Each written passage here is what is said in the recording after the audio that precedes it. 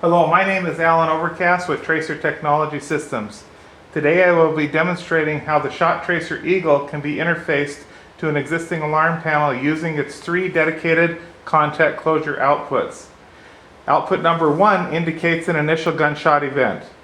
Output number 2 indicates a multiple gunshot event. Output number 3 indicates a manually initiated event when utilizing the Eagle's alert pull-down switch. None of these events require an IP connection over cellular, but interfaces to your alarm panel assignable inputs.